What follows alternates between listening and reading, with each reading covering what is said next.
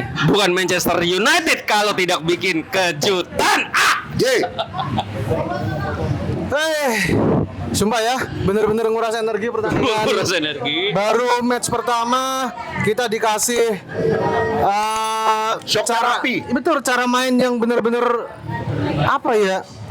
Bikin frustasi, nggak cuman pemain, yang nonton pun juga. Frustasi banget, gue frustasi banget. Dua gol di awal oleh Hull City bener-bener ngerubah cara main, bener-bener ngasih tekanan mental banget, kayak kerasa banget ya. Iya. kan? Menurut Secara mentality juga apa ya? Apalagi setelah gol pertama tuh udah kocar-kacir semuanya. But weirdly enough, I'm not surprised. Sebenarnya menurut gua kita mainnya bagus di 7 menit pertama. Karena di situ Manchester United lagi kayak kelihatan mereka nyari solusi, mereka nyari through balls, mereka nyari spaces lah. Karena Hull City kita tahu dari awal mainnya low block. Tapi as soon as they scored gol pertama itu dan buyar kan langsung kan? buyar langsung. Kita panik ngejar Salah karena mereka counter.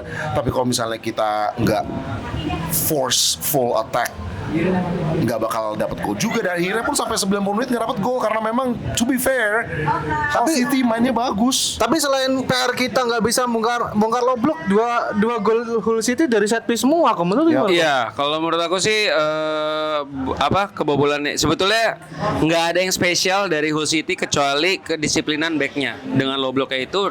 Dan lagi-lagi kebobolannya Manchester United menurut gua tuh bener-bener itu tuh ya gol agak beruntung. Kenapa? Yang kedua bagus kok. Tapi yang pertama menurut gua tuh itu Lamens udah ya sebelum gol pertama tuh Lamens sudah save 3 kali.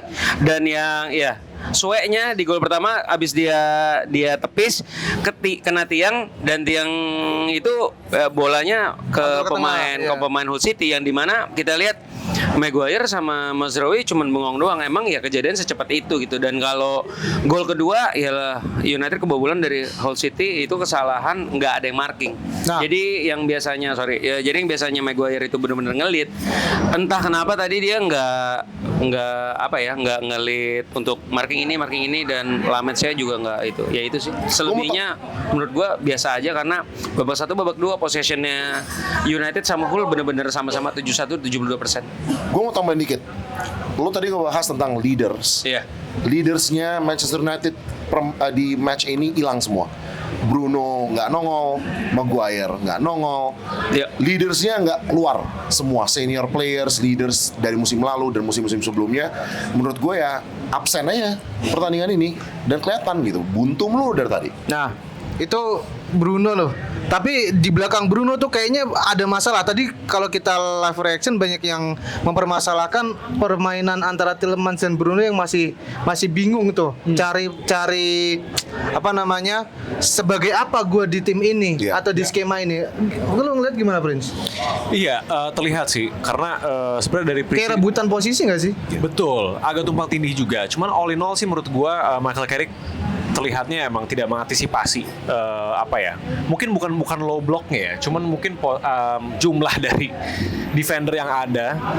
Tapi of course maksud gue in game-nya juga perlu sangat harus dikritisi karena balik lagi motion penyerangan MU di akhir babak kedua itu yang seharusnya sudah dimainkan dari babak pertama atau at least dari awal babak kedua. Dan of course dengan pemain-pemain yang sudah tadi kita teriakan pada saat live reaction juga, the likes of Mainu, the likes of Rashford, the likes of Sesko, karena kita dari awal kita nggak ada focal point-nya, dan di situ dimana kreativitasnya walaupun sudah dimaksimalkan ya buntu, jadinya everything seems to be disconnected. Nah, ini jadi masalah juga dari musim lalu. Kalau ada Bruno yang sedang off, nggak ada tuh yang bisa backup. Kita tahu sendiri Tielemans kayaknya dipersiapkan untuk hal itu. Kalau misal Bruno nggak bisa gendong, kreativitasnya Tielemans tuh harusnya bisa kita harapkan, tapi nggak keluar juga. Kemudian ditambah lagi Dorgu dah. Menurut gimana Bang Fred? Dari awal dari awal emang front three-nya salah dari pemilihannya Carrick, atau emang Dorgu ini harus diapain nih? Tadi pas kita live reaction, gue sempat mention ini tuh Michael Carrick salah taktik atau salah personel, salah personil, salah milih pemain. Karena menurut gue sejak Marcus Rashford masuk, tiba-tiba kirinya hidup. Dorgu ini bukan permainan, ini bukan tim yang seharusnya dia lawan. Dorgu itu tipe pemain yang jadi outlet untuk counter attack karena speednya dan powernya, dan dia juga bisa crossing, bisa shooting. Tapi kalau misalnya mau nge-breakdown low block yang dimana dia dapat bola sebelum first touch-nya aja udah ada center back di depan mukanya dia acting as a fullback, apa yang lo expect dari Dorgu gitu? Ya memang kita sering sebut balon Dorgu, tapi kan that's just joking, you know. Dia, makanya gue bilang tadi ini, gue nggak percaya ini salah taktik. Menurut gue ini salah personal. Kalau misalnya Rashford dari awal dimainin, memang lah ya, setelah pertandingan selalu misalnya andaikan. Tapi kalau misalnya Rashford dari awal dimainin, kayaknya kita nggak bakal struggle segitunya.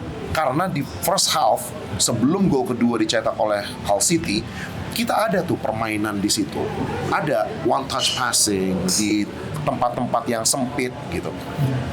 Itu menurut gue yang sangat disayangkan. Dan itu satu lagi ya, kayak istilahnya mistisnya Michael Carrick, satu pertandingan aja udah hilang.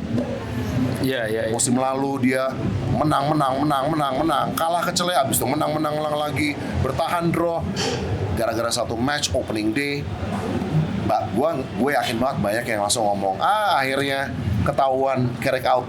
Balik setelan pabrik, Carrick out. Tapi ya babak satu memang ya kita semua setuju lah. Memang Dorgu yang yang nggak bagus lah. Dan memang touch-nya tadi tuh Dorgu babak satu cuma 20 kali sih. Dan akurat pas aja cuma 8 gitu. Dan tapi ya lagi-lagi menurut gua kalau gue lihat-lihat kemarin Hull City itu biasa 4 back. Tapi tiba-tiba hari ini main 5 back. Nah, pertanyaan gue sekarang, oke, Michael Carrick kaget. Ya udah kalau kaget, tapi kan dia pelatih. Berarti dia nggak punya plan B dong untuk ngobrak-abrik ini semua gitu. Dan menurut gue, kalau gue believe-nya sama kayak Prince lagi, kayak harusnya kalau dari awal mainnya udah ada, Carrick, Rashford udah ada, gue rasa juga nggak akan begitu kejadiannya. Dan toh juga kebobolannya itu kebobolan yang bukan yang kita kalah taktikal, sama kebobolan konyol aja gitu. Nah, kayak yang dibilang tadi sama Bang Fred tentang leadershipnya Bruno yang nggak keluar, Maguire pun juga kayak nggak terlalu ngasih komando di lini belakang nih kayak biasanya. Dia kan cukup rapi beberapa pertandingan resmi ya Premier League terakhir tuh dia bisa ngayomin si Aiden Heaven. Tapi Aiden Heaven pun terlihat ceroboh banget di match-match ini nih, banyak touch dia yang kejauhan, kemudian decision-nya dia yang cukup membingungkan, ada beberapa yang gitu kan, kita agak khawatir gitu. Lu ngelihat gimana nih pairing-nya Maguire Heaven di pertandingan pertama ini nih? Tadi ya agak kurang sih. Yang pertama kan Dorgu kurang, tapi ya Heaven pun pemain kedua yang menurut gua kurang ini. Ya kurang pengalaman sih, Mas. Kurang pengalaman sih si Heaven ini memang. Frustasi termasuk jadi faktor yang bermain di match ini nggak menurut lo, Prince? Frustasi udah pasti, karena kalau misalnya kita ngelihat dari dari kepala-kepala pemainnya lah gitu loh, setelah gol ke-1 sampai gol kedua itu udah pada tunduk semua. Dan untuk pairing center back mental ya. Iya, ada frustasi. Iya, dan kalau untuk pairing center back menurut gua kayak sekarang supposedly seharusnya in an ideal world harusnya udah Matthijs de Ligt sama Martinez. Tapi kita tahu mereka seperti apa. Ada yang satu injury prone, ada yang satu mungkin emang belum fit dan segala macam bla bla bla. Squad depth juga menurut gua ya. Ini perihal squad depth ya. Ya gua nggak tahu, mungkin Michael Carrick juga ada mungkin ini asumsi doang. Asumsinya adalah kayak kenapa Dorgu duluan, kenapa Cunha di depan dan segala macam. Mungkin match fitness yang mungkin ya kenapa mereka jadi starting gitu kan. Kenapa tidak Rashford, kenapa tidak Benjamin Sesko dan segala macam. Cuman kalau misalnya untuk center back, apalagi left back, itu seharusnya sudah secara squad depth harusnya udah mantap. Tapi ini kita nggak punya itu menurut gue. Karena Maguire seharusnya sudah bukan menjadi tim utama, apalagi menurut gue. Gitu. Ada alasan kenapa dari 2022 sampai 2026 defense kita selalu jadi masalah terbesar. Karena back four-nya ya itu lagi. Nggak pernah berubah. Back kanan Luke Shaw, Maguire, atau Dalo, atau Licha, atau siapa, satu diganti, tapi overall vibe-nya masih sama. Gitu.